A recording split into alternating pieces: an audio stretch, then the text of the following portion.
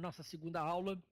O eletrocardiograma, só um pouquinho de história para a gente entender um pouquinho da história. Nós estamos vendo aqui o idealizador do galvanômetro, um holandês, Willy Einthoven, que utilizou os conceitos do eletrômetro capilar de Lippmann, aperfeiçoou, e ele que definiu essas ondas. A primeira onda picando P, QRS-T.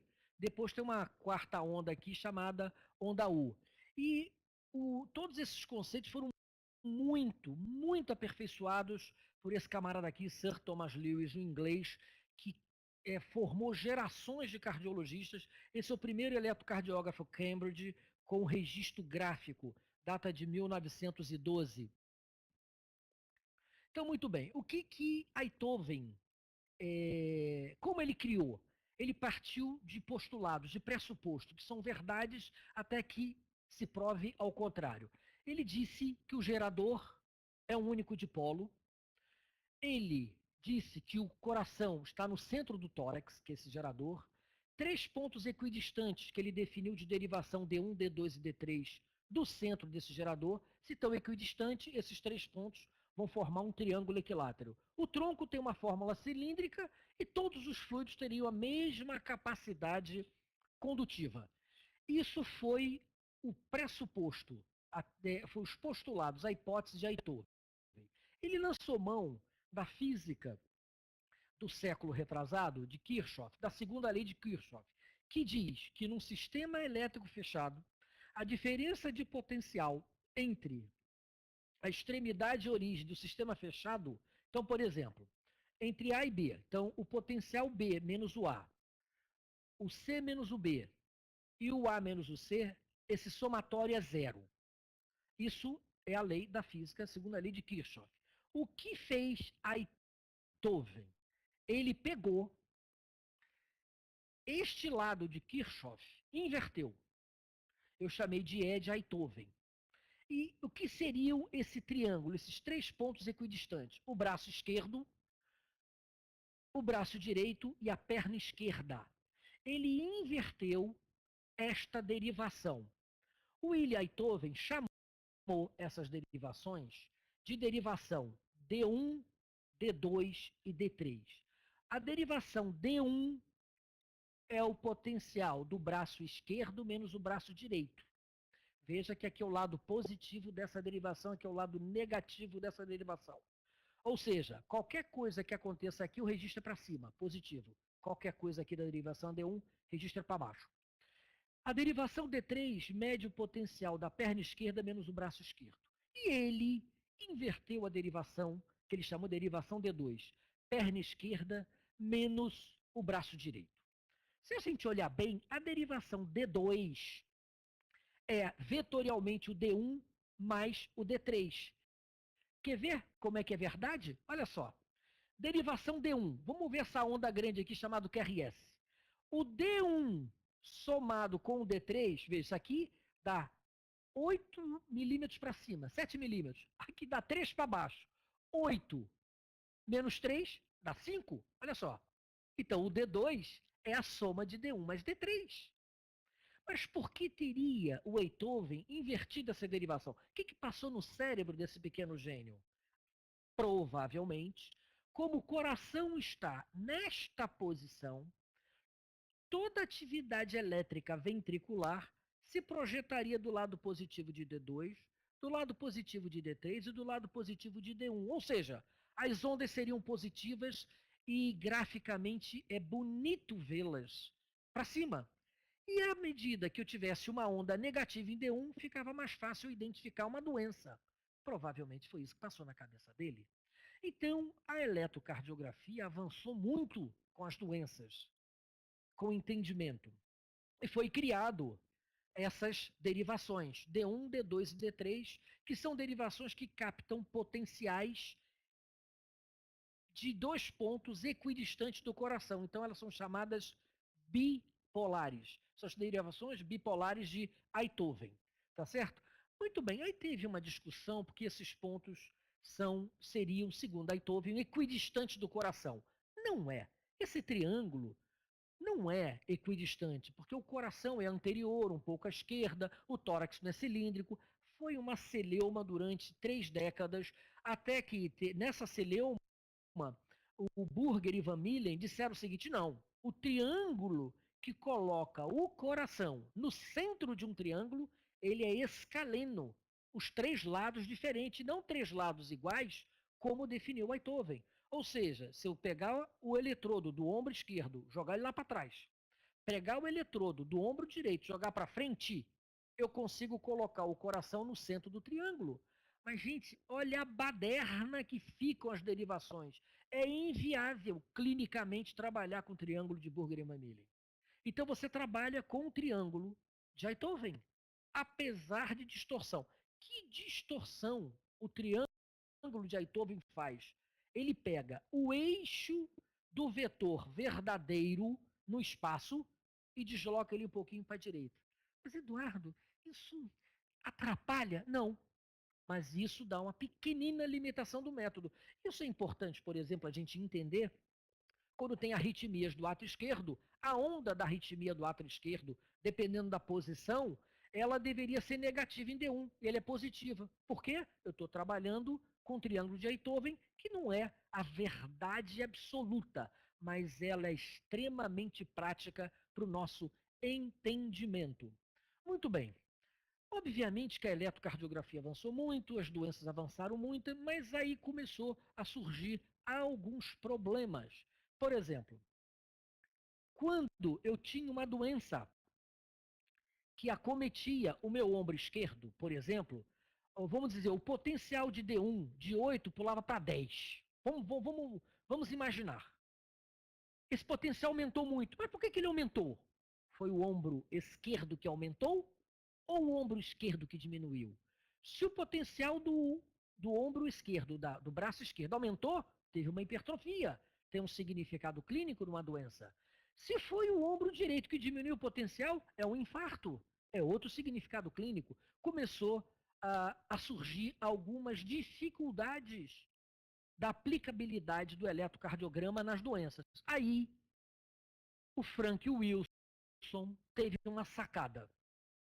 Ele pegou na primeira lei de Kirchhoff, que diz o seguinte: as extremidades de um sistema elétrico fechado, um circuito fechado, se eu unir as extremidades, o potencial é zero. Ou seja, se eu unir esses pontos do triângulo de Beethoven num terminal, esse ponto é zero.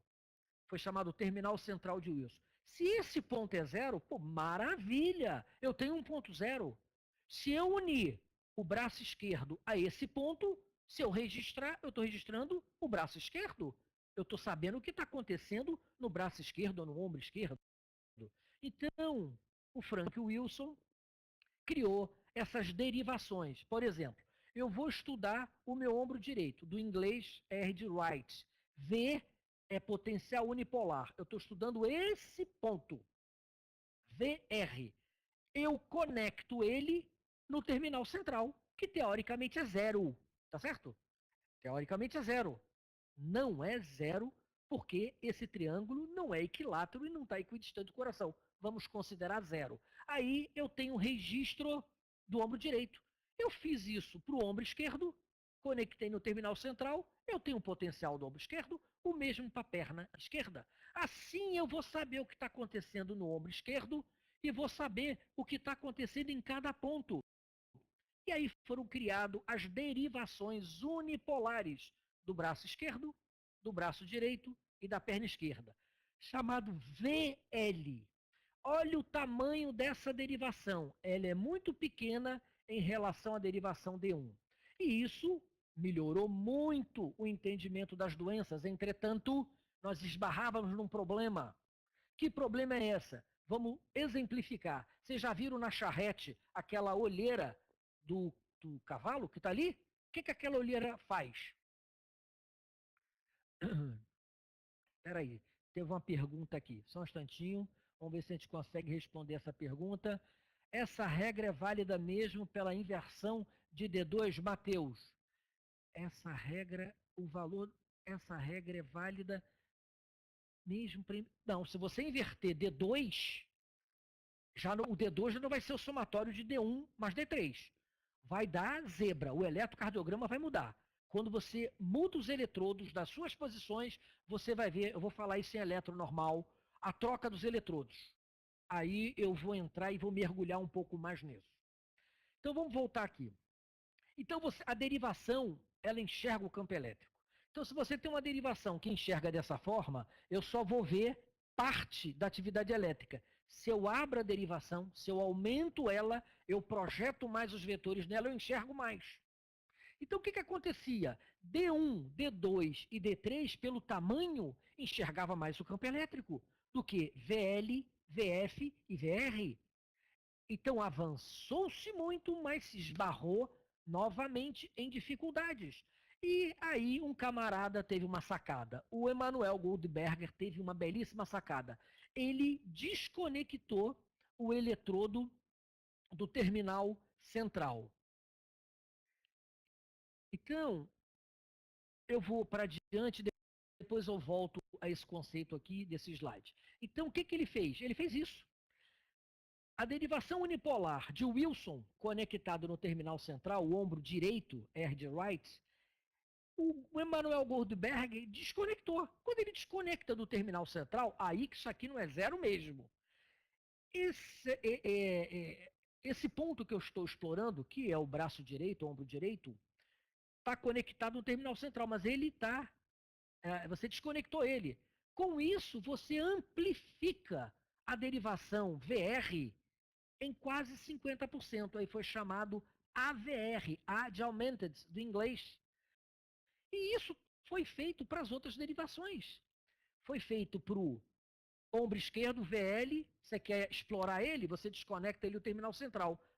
Aí virou AVL, como também a perna virou o AVF.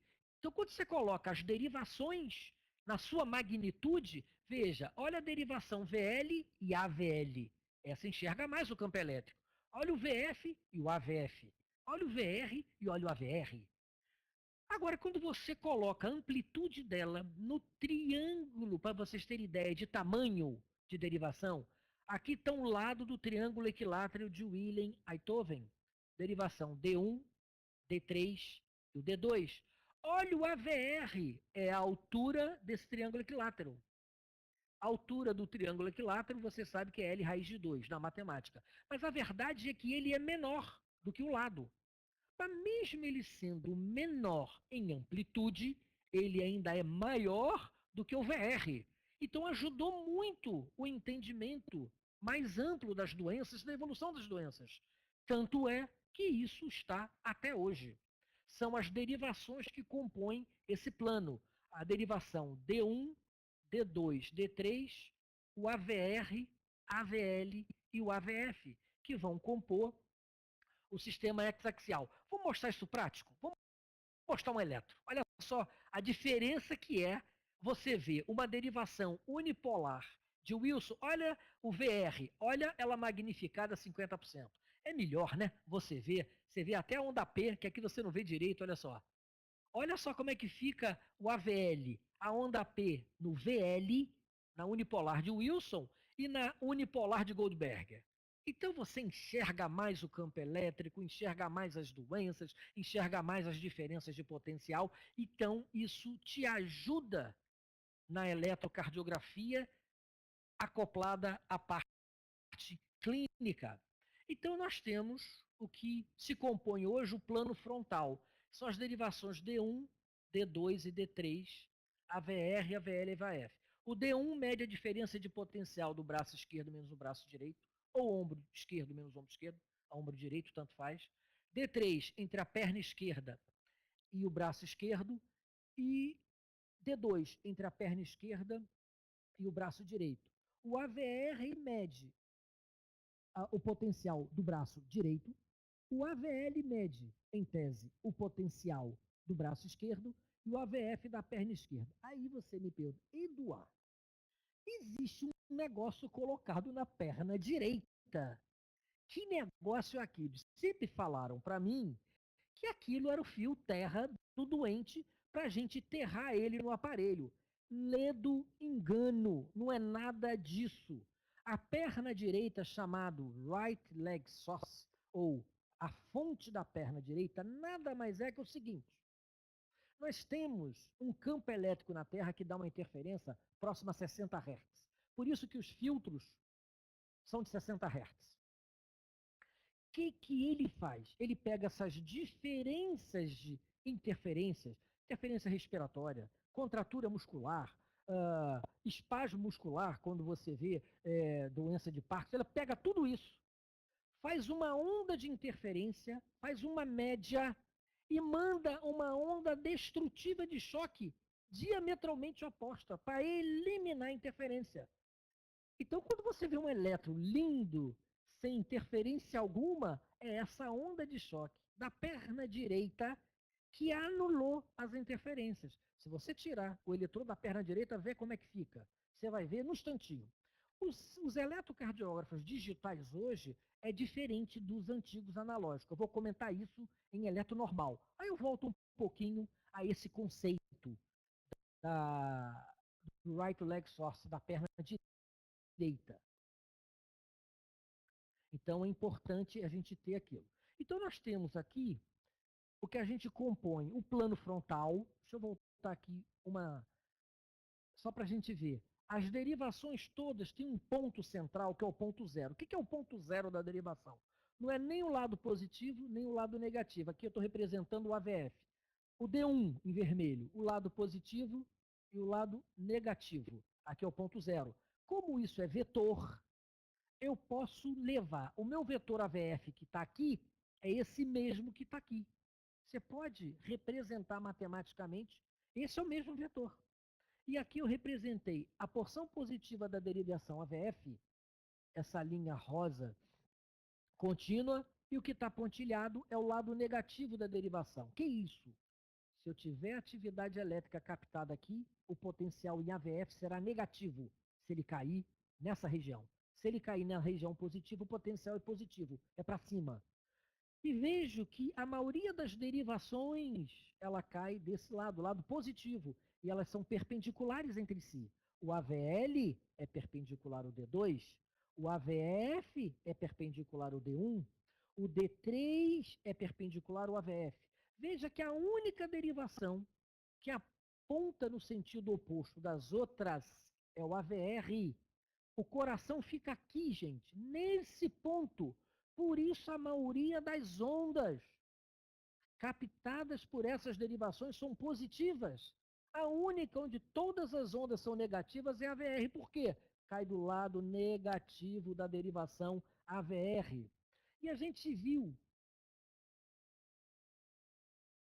Matheus, essa é a mesma pergunta que o Matheus fez. Então vamos lá. Essa aqui é a minha turma do suporte. Então, veja, o que nós temos aqui é um sistema chamado hexaxial de Bailey, que compõe o plano frontal. As patologias, elas distorcem o que nós chamamos eixo elétrico médio do complexo QRS, que eu vou mostrar isso hoje para vocês. De uma maneira harmônica no plano frontal. Então, decidiu-se numerar em ângulos o plano frontal de uma maneira antitrigonométrica, porque em trigonometria o ângulo positivo é para cima e para a esquerda. O pessoal colocou para baixo e para a direita. Aí pergunta, por que o pessoal fez isso? Foi da cabeça dele de orelhada? Claro que não, gente. A maioria dos vetores, ao cair nessa região, cai do lado positivo e parece que sonoramente, você falar que o ângulo é mais 30, mais 60, é muito mais palatável que dizer que é menos 30, menos 60, dá uma sensação de doença. Por isso, provavelmente, eles colocaram o eixo para baixo, para a direita, de 30 em 30 graus, até de 0 a mais 180, e para cima e para a esquerda, de 30 em 30 graus, o ângulo negativo até menos 80, então menos 30, menos 60, menos 90, e assim compôs-se o plano frontal, que é dividido em 4 quadrantes. Quadrante 1, de 0 a mais 90 graus. O 2,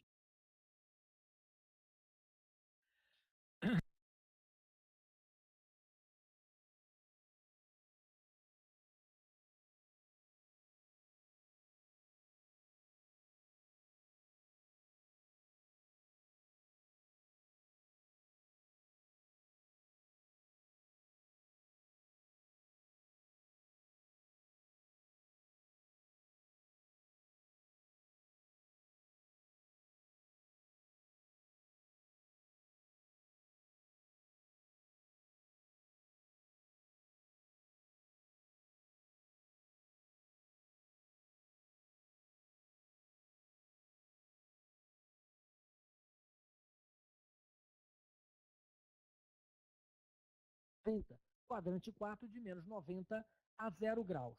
E agora vamos, depois dessas informações todas, como é que a gente pode entender um pouco e criticar um pouco ao triângulo de Einthoven, que isso é um ponto negativo da derivação AVR.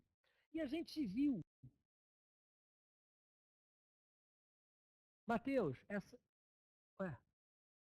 é a mesma pergunta que o Matheus fez. Então vamos lá. Essa aqui é a minha turma do suporte. Então, veja, o que nós temos aqui é um sistema chamado hexaxial de Bailey, que compõe o plano frontal. As patologias, elas distorcem o que nós chamamos eixo elétrico médio do complexo QRS, que eu vou mostrar isso hoje para vocês. De uma maneira harmônica no plano frontal. Então, decidiu-se numerar em ângulos o plano frontal de uma maneira antitrigonométrica, porque em trigonometria o ângulo positivo é para cima e para a esquerda. O pessoal colocou para baixo e para a direita. Aí pergunta, por que o pessoal fez isso? Foi da cabeça dele de orelhada? Claro que não, gente.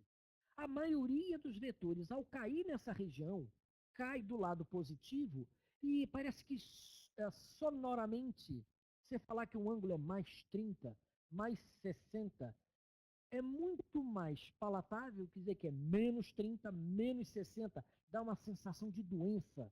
Por isso, provavelmente, eles colocaram o eixo para baixo, para a direita, de 30 em 30 graus, até de 0 a mais 180, e para cima e para a esquerda, de 30 em 30 graus, o ângulo negativo até menos 80, então menos 30, menos 60, menos 90, e assim compôs-se o plano frontal, que é dividido em 4 quadrantes.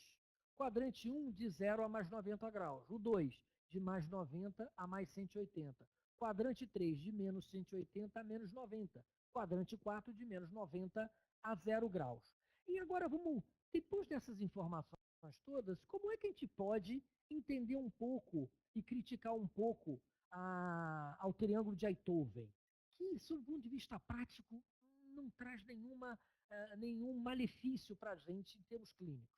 O coração não tem um único dipolo, claro, você tem vários dipolos, vários pontos de ativação do coração. Ele não está no centro do tórax, ele é anterior e à direita. As derivações, portanto, não são equidistantes, então esse triângulo não é equilátero. O tronco não é cilindro e os tecidos não têm a mesma capacidade condutiva. O sangue conduz muito mais rápido do que músculo, do que osso e tecido adiposo. Então, observe que o coração, ele fica anterior e à direita. Perdão, anterior e à esquerda. E nós temos uma forma de análise da atividade elétrica do coração transversalmente. Você faz um corte transverso no tronco que compõe o que nós denominamos plano horizontal, que são as derivações que estão ligadas ao terminal central de Wilson, teoricamente zero, que não é considerada a derivação unipolar. Não é, mas considera. Por isso leva a letra V. Eu estou captando o potencial deste ponto. A derivação V1 está na borda external direita, no quarto espaço intercostal. Uma imagem espelho na borda external esquerda, está o V2. O V4 está no quinto espaço intercostal, na linha M clavicular. O V3 está no meio de V2 e V4. V5 e V6 seguem, gente, o plano de V4. Não segue o espaço intercostal, não. É o plano. O V5 está na linha axilar anterior, o V6 linha axilar média. Se você seguir o espaço intercostal e botar o V6 aqui, você vai ter um ângulo θ diferente, vai ter um potencial diferente e pode simular infarto, pode simular doença onde não existe. Então é importante que a gente, ao ver um eletro, saber quem fez. Tem que ter treinamento para a turma que faz o eletrocardiograma. É muito importante para que a gente não crie doenças onde não existem. Vamos ver essas derivações olhando um corte transverso. Olha só como é que elas ficam. Olha o V1. O V1 fica próximo ao ventrículo direito. O V5 e V6 olham mais o ventrículo esquerdo, o V3 e o V4, septo interventricular. Olha aqui entre V6 e V5, o que, que tem? Pulmão, ar, conduz mal a eletricidade. Por isso, o potencial de V3 e V4, que está mais perto do coração e sem pulmão, tem o potencial maior do que V6, que está distante, olha, R ao quadrado, inversamente proporcional naquela fórmula do potencial, que é momento elétrico do dipolo vezes cosseno de θ dividido por R ao quadrado. Então, o potencial em V6 vai ser menor, além de ter pulmão, que ar conduz mal a eletricidade. Por isso que o enfisematoso tem um potencial pequeno. Olha o V7, está mais distante e tem mais pulmão. O potencial de V7 é menor do que o de V6. O V8 tem mais distante do centro do coração, daquele famoso dipolo, do gerador do coração, e tem pulmão. Então, o potencial vai ser menor. Aí fizeram a pergunta aqui. Deixa eu parar. Ô filhão, tudo bem? Aí ele diz assim: acredito que a destrocardia será discutida mais adiante. Ah, rapaz, é óbvio que vai ser discutida. A gente vai ter uma aula só sobre destrocardia. Nós temos destrocardia em inversão completa do coração, ela fica do lado direito. E a gente vai misturar todas as patologias com destrocardia e vocês terão a capacidade de diagnosticar cada um dessas patologias. Mas isso é lá para frente, viu, Bruno? Vamos para frente, vamos olhar aqui. Isso aqui é para mostrar a derivação V7 e V8 que segue o plano de V6. Só que o V7 é linha axilar posterior e o V8 é debaixo da omoplata. Essas derivações são úteis para vermos a parede posterior do ventrículo esquerdo, que hoje já está novamente recodificada. É a parede inferobasal, que é esse termo é utilizado para quem trabalha com imagem, angiotomografia, ressonância, eco. Então, a gente vai depois discutir por que, que não se usa mais esse termo posterior, e sim inferobasal. Muito bem, existem outras derivações que eu gostaria assim, de dar uma pincelada, várias derivações. Você pode registrar o coração do esôfago, outras a monitoração torácica. Deixa eu passar aqui para que vocês vejam. O registro esofágico está grudado com o átrio esquerdo, o esôfago está aqui. Olha como é que fica a onda do eletrocardiograma captado pelo esôfago. Olha a amplitude da onda. Por que, que ele é grande em relação ao ventrículo? Porque simplesmente eu estou grudado com o átrio esquerdo.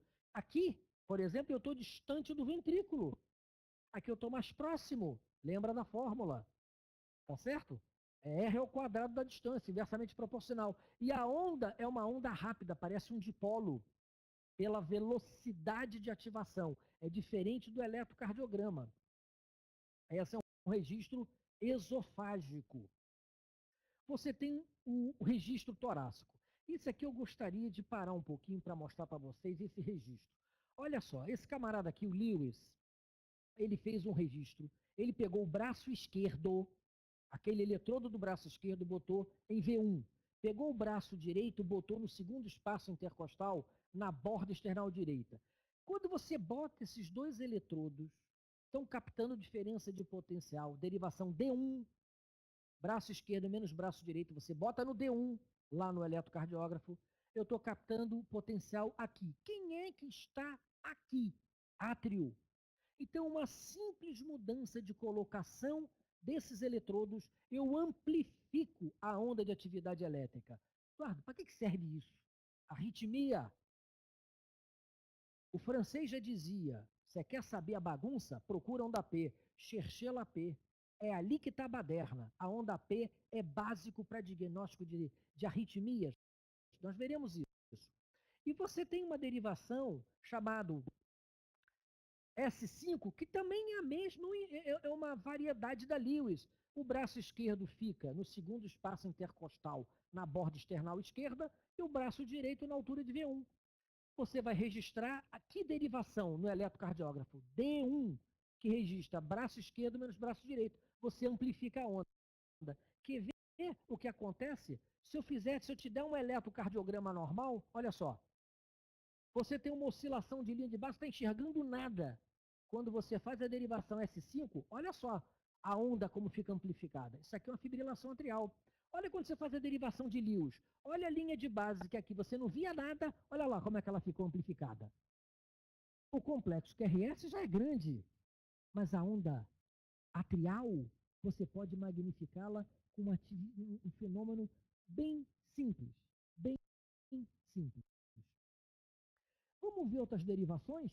Para vocês entenderem o que o francês, quando criou as unidades coronarianas na década de 60 do século passado, por que ele criou essa derivação? Então, vamos ver a derivação torácica. A derivação torácica, infelizmente, vai o pessoal lá, taca 3 eletrodos em qualquer ponto e acabou a ter um registro. Não, não. Você tem que saber o que você quer. Se o indivíduo tem um infarto da parede anterior, ou seja, a doença está na derivação V5, você tem que fazer uma monitorização torácica que registre V5. Porque você vai vendo se o segmento ST do infarto está melhorando ou está piorando. Então você tem que saber o que você registra no seu tórax. Como saber isso? Você pega o eletrodo positivo, isso aqui é para aqueles monitores até antigos, que tem 3 eletrodos. Mas eu quero falar do princípio. Você pega o polo positivo e aproxima em V1, por exemplo. Pega o polo negativo e bota debaixo da subclávia. E pega o terra, bota debaixo da outra subclávia. Quem é que está mais perto do coração? O polo positivo. Então, é como se eu registrasse uma derivação unipolar nesse ponto. Que derivação unipolar está nesse ponto? V1. E quando eu boto o polo positivo em V1, é representado pela letra C, de chest, de tórax. Polo positivo, V1. Polo negativo, do lado esquerdo, left. Eu botei debaixo da subclávia, mas pode estar no ombro esquerdo. É o polo negativo, L de left. E o T, que é o terra, eu botei do lado direito, terra. Então, você tem a derivação chamada MCL1, M de modificada, C de chest, que é o tórax, L de left. Aqui é o C é o polo positivo, o L negativo, e o 1 representa a que derivação eu estou vendo. Eu posso fazer isso para ver a derivação V5. Eu aproximo o polo positivo de V5, boto o polo negativo lá na subclávia, na clavícula, e boto o terra na outra clavícula direita. Então, o polo positivo está em V5. Então, essa derivação é chamada MCL5. O C de chest é o polo positivo, que está em V5, muito mais próximo do coração do que o negativo. Então, é como se eu registrasse uma unipolar aqui. Se assemelhará. Lembre-se que essa derivação é bipolar, mas ela vai se assemelhar à unipolar, porque ela está muito próxima do coração em relação ao polo negativo. Então, a derivação que está aqui é o V5. Então, essa derivação se chama MCL5. Para que serve o V5? É uma derivação espetacular para ver onda T, segmento ST. Essa é a derivação do anestesista, que é o MCL5. Que o indivíduo anestesiado vai reclamar de dor? Não. Vai fazer um infarto sem dor no operatório. Então, inversão de onda é importantíssimo. Então, você tem que monitorar o que você quer nesse doente. A mesma coisa se você quer monitorar a arritmia. Qual é a melhor derivação para monitorar a arritmia? Partiu-se do pressuposto, o francês, que aonde está a bagunça? A onda P. Então vamos monitorar a derivação que enxerga melhor a onda P. Eles acreditaram que a melhor derivação para enxergar a onda P é a derivação D2. Então vamos fazer uma derivação D2. Nós vamos colocar o polo positivo e o polo negativo equidistantes do coração. Ou seja, estão medindo a mesma diferença de potencial, que é a derivação D2, bipolar. Então, o que eu vou registrar aqui vai ser uma derivação que se assemelha ao D2. Então, veja, é MCR5. O C é de chest, que é colocado na altura de V5. O R de right.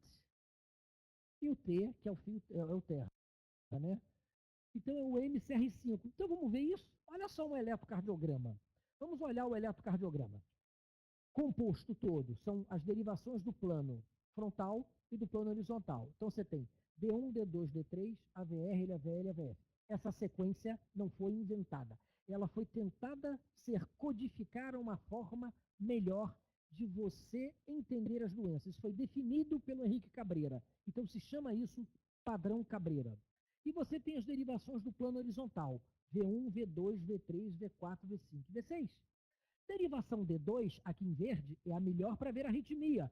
Olha o MCR5, se parece com D2. Derivação V1, aí vai uma informação extra. A melhor derivação para ver arritmia não é o D2. Essa história do D2 longo tem que acabar. A melhor derivação é o V1. Vamos aprender isso. Olha o V1, olha o MCL1, se parece com derivação V1. Olha a derivação V5, o MCL5 é muito semelhante. O MCL5 é bom para ver onda T, repolarização ventricular, ventrículo esquerdo. Tem outras derivações que você utiliza para passar marca-passo dentro da cavidade do átrio, da cavidade do ventrículo. No momento que você encunha o catéter de marca-passo, está aqui os estímulos ativando o ventrículo. Na hora que você encunha, você fere o miocárdio, você tem alteração do segmento ST, uma corrente de injúria.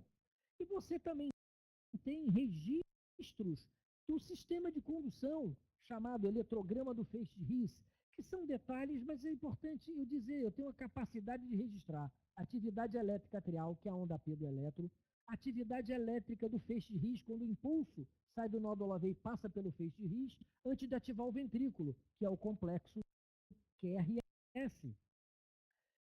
Então, nós temos outras derivações que eu não vou entrar em muitos detalhes, que vocês vão estar com isso disponibilizados no site. Eu quero mostrar a parte de cálculo de eixo elétrico. O eixo elétrico, tanto da onda P, que representa ativação atrial. Tem uma pergunta aqui no chat. Vamos lá. O Marcos Viana fez a pergunta. Então, a derivação de Lewis seria interessante para avaliarmos arritmias atriais quando não estivermos vendo a onda P ou a estimulação atrial? Perfeito. É isso. Na emergência, para diagnóstico de arritmia, se você enxergar a onda P amplificada, e você pode botar 2N no eletro, você vai entender o fenômeno arrítmico ali, do lado. Porque às vezes você tem um paciente obeso, um paciente enfisematoso, onde o registro gráfico está pequeno. É uma simplicidade magnífica. Lembrar que você está pegando os eletrodos do braço esquerdo com o braço direito. Isso no eletrocardiograma é derivação D1. Então você tem que registrar a derivação D1. Tá certo? Se for um eletrocardiógrafo digital, você vai saber que o seu D1 está diferente, está amplificando a onda P. Seja a derivação de Lewis, seja a derivação S5. Só anota isso lá no papel para ninguém entender que maluquice é aquela lá, né? Para o pessoal entender quando vê isso depois. Mateus, o Aitov inverteu D2. Mesmo com essa inversão, a regra de Kirchhoff não é a soma, é igual a zero e ainda assim será válida? Novamente, você precisa partir do pressuposto de alguma coisa que, se ela é aplicável clinicamente, você trabalha com erro. Verdadeiramente você trabalha com erro. Por isso é que o eletrocardiograma tem limitações. Exatamente por isso. Mas, entretanto, o eletrocardiograma foi criado para captar diferença de potencial, ver campo elétrico, ver o máximo possível. Então, se eu tenho derivações, que nem aquela olheira do cavalo, na charrete, se eu tenho derivações abertas, eu enxergo mais o que está acontecendo. Se eu fecho, eu enxergo menos os acontecimentos. Apesar de todas essas nuances, a eletrocardiografia é de uma beleza maravilhosa se você conseguir extrair dela tudo que aquela doença é possível de modificar. Ainda lhe dá uma riqueza de informações, apesar desses, vou chamar, erros conceituais. É esses erros conceituais que dá a limitação do método, que eu vou falar muito aqui, tá certo? Então vamos continuar. Então você tem Eu vou repetir isso, calma, nas próximas aulas. Atividade elétrica, ativação atrial, se representa pela letra P, ativação ventricular, pelo complexo QRS, e ativação e a repolarização ventricular pela onda T.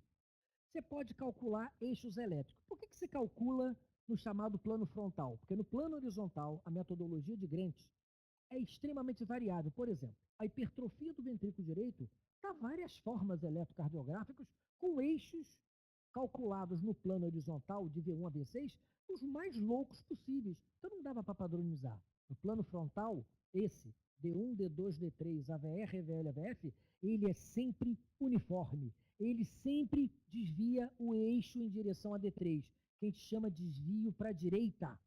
Enquanto se o eixo elétrico for em direção à AVL, é desvio para a esquerda. Existe uma faixa normal de eixo elétrico, onde o indivíduo não tem doença nenhuma. Então, na população, o eixo da onda P varia de 0 a mais 90 graus, que é o mesmo da onda T. Na prática, nós não calculamos eixo de T de tatu e muito pouco a onda P, mas ela vai nos ajudar demais em arritmia. Vamos dar umas dicas para você localizar onde está a arritmia. É absolutamente possível, isso não é mágica, não. Entendeu? Senão eu iria para a fogueira.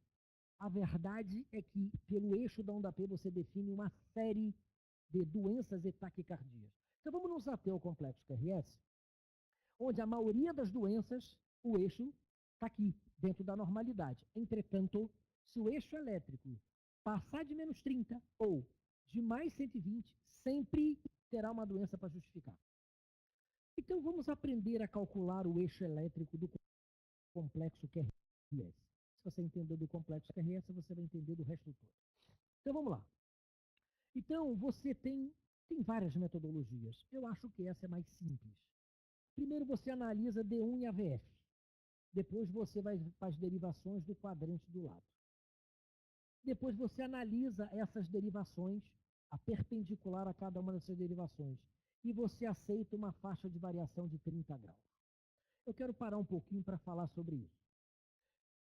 Cálculo, o eixo elétrico, na minha concepção, com o método eletrocardiográfico, com todas essas limitações que até o Matheus chamou a atenção, do terminal central de Hus, que não é 0, que depois virou o terminal central de Emanuel Goldberg, que não é 0 mesmo, com todas essas distorções, não dá para aceitar que um eixo elétrico é 28 graus, 27 graus. Não dá. Ou ele está exatamente em cima da derivação, ou seja, mais 30 graus, mais 60, mais 90, mais 120 ou menos 30, ou tem uma faixa. O eletrocardiograma não é capaz de precisar isso. O veto, sim. Então, eu particularmente comungo da ideia de que existe uma faixa. Eu não consigo entender um eixo precisamente pelo eletrocardiograma, pelo eletro, com todas essas limitações, dizer que ele tem 25 graus. Desculpa, mas eu não. Está difícil de me convencer. Então vamos lá. Vamos ver esse exemplo aqui de um paciente que tem um eletrocardiograma do plano frontal. Vamos usar derivação D1 e derivação D2. Vamos analisar só o complexo QRS. Aqui que eu estou apontando em AVF. Você tem a onda P, o QRS e a onda T. Só o QRS, a maior onda, ela é positiva em AVF, positiva em D1. Então tem que cair do lado positivo da derivação D1 e o lado positivo da derivação AVF. Aonde está a interseção?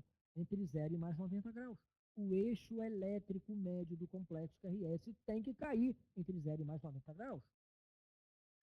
É uma faixa de variação muito grande.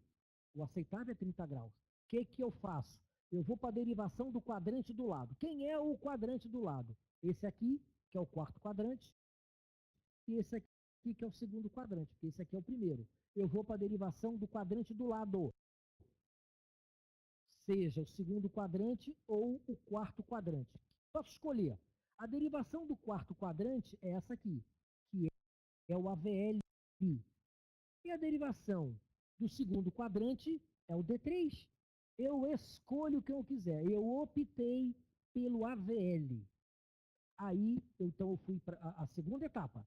Eu vou para a derivação do quadrante do lado, AVL, que é o quarto quadrante. Porque o quadrante de foco é esse aqui, de 0 a mais 90 graus. Eu traço uma perpendicular. Por que uma perpendicular? É o ponto zero da derivação. Se cair aqui, o QRS é positivo. Se cair aqui, é o lado negativo da derivação. Vamos para a AVL, aqui em vermelho. Eu botei a derivação em vermelho, ele é aqui em vermelho. O QRS é positivo. Portanto, ele cai do lado positivo de AVL. Então, essa perpendicular me diz que ele está entre mais 60 graus e mais 0 graus. É a interseção. Uma faixa de variação ampla. Ajudou, mas não definiu. Então, eu vou para a derivação do outro quadrante. Eu vou à derivação D3. Traço uma perpendicular a D3, que é a própria derivação AVR. E vejo o complexo QRS em D3.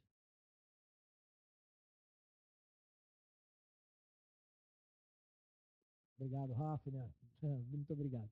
Eu vou à derivação D3. Veja que o QRS é positivo, ou seja, está caindo do lado positivo da derivação. Então, a perpendicular, que é o ponto zero, está aqui, que é o AVR. Então, está caindo do lado positivo, então o eixo está para aqui, para este lado. Ou seja, o eixo elétrico ficou entre mais 30 graus e mais 60 graus. É a interseção de todas essas ondas nas derivações. Então, o eixo elétrico médio do complexo QRS, nesse paciente, está entre mais 30 e mais 60 graus, dentro da faixa normal, que é isso aqui. Tá? A faixa de variação aceitável é 30 graus, é a faixa aceitável. Vamos fazer mais outro caso aqui. Vamos lá. Derivação D1 e AVF. Um D1 positivo, QRS. AVF positivo, lado positivo de D1, lado positivo de AVF. O eixo elétrico está entre 0 e mais 90 graus. Nós vamos para a derivação do quadrante do lado, ou o segundo quadrante, ou o quarto quadrante. Pode ser a derivação D3. Aqui, perdão, a derivação D3 do segundo quadrante. Então vamos lá, derivação D3 do segundo quadrante. Eu optei pelo AVL do quarto quadrante. Traço uma perpendicular AVL, é o ponto zero da derivação. Vamos à AVL. O complexo QRS está negativo, então cai do lado negativo de AVF. Perdão, lado negativo de AVR. Então, a metade está aqui, lado negativo, está do lado de cá, em azul. Então, o eixo está entre mais 60 e mais 90. Opa, olha só a faixa de variação de 30 graus. Beleza. Então, você já tem aqui, já está definido o eixo elétrico, entre mais 60 e mais 90 graus. Ou seja, a AVL, nesse caso, definiu. Não precisei ir para a derivação do outro quadrante, não precisei ir para a derivação D3 do segundo quadrante. Então, o eixo elétrico, nesse paciente aqui, está entre mais 60 e mais 90 graus. Vamos ver um último caso aqui para a gente aí responder as perguntas de vocês e não cansá-los tanto. D1 e AVF. D1 positivo, AVF eminentemente positivo. O positivo é maior que o negativo, gente. Então, lado positivo de AVF, lado positivo de D1. O eixo está entre 0 e mais 90 graus. Segunda etapa, eu vou para a derivação do quadrante do lado. Ou eu vou a segundo quadrante, ou eu vou ao quarto quadrante. As derivações que passam no segundo e no quarto quadrante é a derivação D3 ou AVL. AVL em vermelho e o D3 aqui em roxo. Então, eu optei pelo AVL. Eu optei de novo pelo AVL. Então, eu traço a perpendicular AVL, o ponto zero da derivação, e vou para AVL. O AVL é eminentemente positivo, o complexo QRS. Olha ele aqui, ó. Eminentemente predominantemente positivo, então cai do lado positivo de AVL. Ou seja, o eixo elétrico está entre 0 e mais 60 graus. Essa faixa azul. Uma faixa ampla ajudou, mas não definiu. Então, nós temos que ir para a derivação do outro quadrante, que é a derivação D3, o segundo quadrante. Traço uma perpendicular, que é o próprio AVR. Vou ver AVR. Perdão, vou ver o D3, a derivação é D3. A perpendicular, o ponto zero é o AVR. Quando eu chego em D3, olha que interessante. A porção positiva e a porção negativa, elas são numa mesma magnitude. É o chamado isodifásico. O que isso significa? Significa dizer que o eixo elétrico está perpendicular à derivação. Então, o eixo elétrico está exatamente em cima da derivação AVR. Aí, somente aí, você está autorizado a dizer que o eixo elétrico está precisamente em 30 graus. Porque senão, você vai ter que dizer que está numa faixa.